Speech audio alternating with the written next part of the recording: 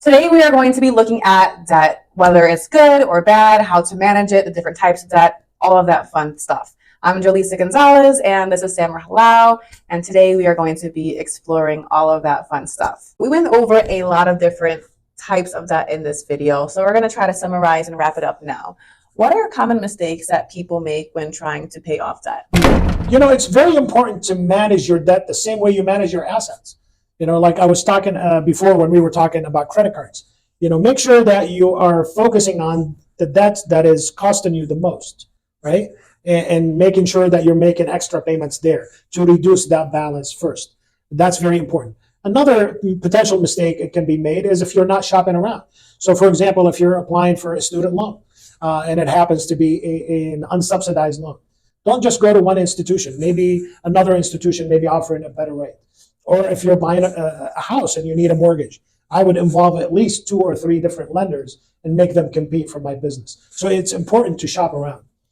The other thing is that a lot of times, if you start to run into trouble where you're accumulating debt and maybe it's not the good debt, a lot of times you don't ask for help until it's too late. I mean, I can sit down and give you one example after another and spend a couple of hours telling you stories about people coming to me and asking for help when it's a lot of times it's too late. If you're starting to feel that you're going down the wrong road, ask for help soon. So who do you ask for help? Well, I would first start by saying ask your financial advisor. Now let me pause here and transition a little bit out of this conversation because it's going to make sense for you. I usually tell my clients, when you're shopping for an accountant or for a CPA, you're not looking just for somebody to prepare your taxes. If the only job they have is to prepare your taxes, then they're using software. You can use software yourself, and so on and so forth. They're not adding a lot of value. The best accountant or the best CPA you can have is that person that is looking at your situation and giving you advice on what to do, how to create additional deductions for you, what things you can do to get certain credits, and so on and so forth. Same thing applies to a financial advisor. The best financial advisor is not somebody that's just executing trades for you or that is just managing your money. A good financial advisor should be looked upon as your money doctor. Anytime you have an issue with money, any question you have with money, you should be able to go to your financial advisor and say, this is what I am facing. This is my dilemma. This is my question. What should I do?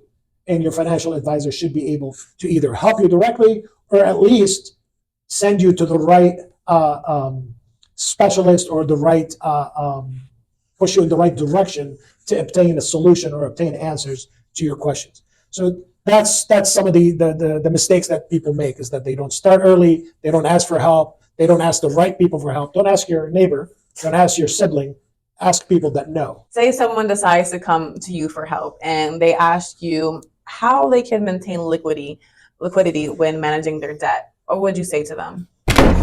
We talked about liquidity and we talked about spread. Let's go back and revisit spread. I say when you're borrowing, make sure the spread is in your favor, right? In the sense that if you have money that's earning 3% and you're borrowing at 7%, it doesn't make sense because it's costing you 4%. That's the spread. Now the spread is not in your favor. But there are certain things that you need to do before you bring the spread into the equation. What do I mean by that? Everybody should have access to an emergency pool of money, right? Various people would tell you various things. Some people say a couple months worth of expenses. Some people say 6 months worth of expenses. You need to build yourself some cash that you can access in case of an emergency and ensure that it's there. Now, in this case, it's designed for emergency use. It doesn't matter what it's earning. It doesn't matter what the spread is, because now this is tagged as emergency use only, right? This is not your traditional savings account. That's not what you're going to use on your vacation or your car that you're going to buy. Then once we've accomplished that, we also talked about HELOCs earlier.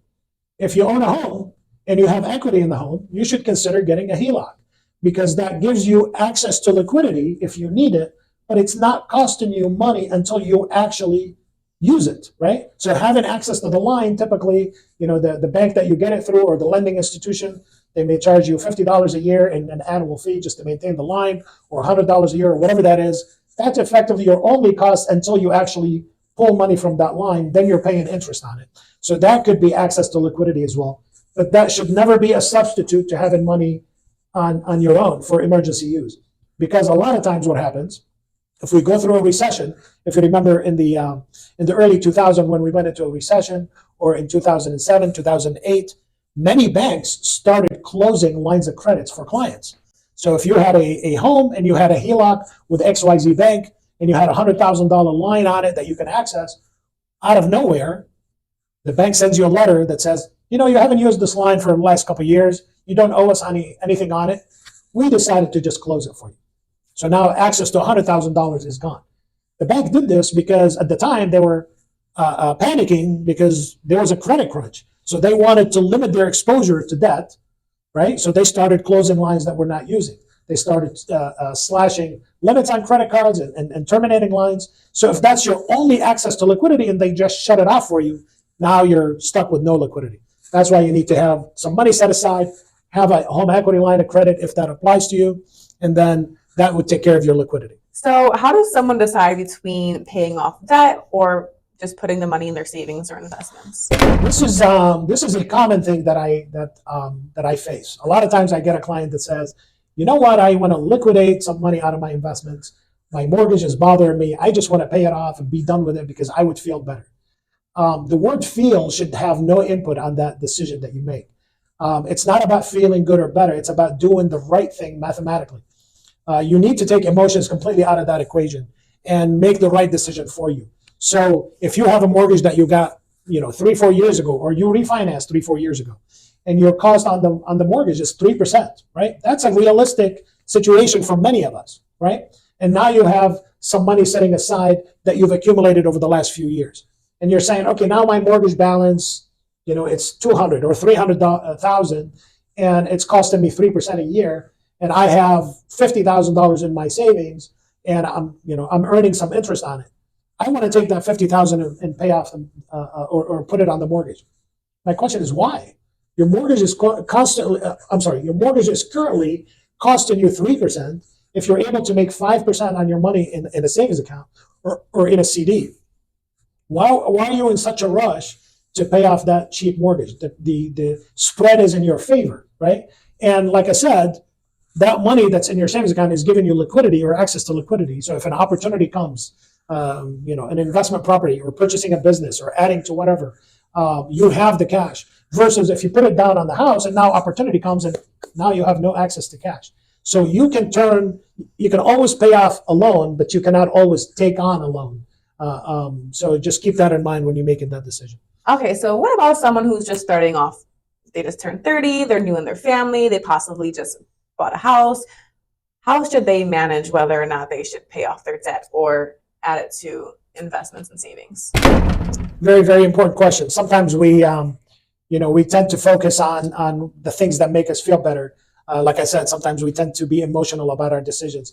But when you're starting out and you have, like you mentioned, somebody in their 30s, they went out and bought a house, they have this mortgage, and they also, they have a job, they're making income, they're thinking about, starting a family and having children, should they be starting to save for college and all of that?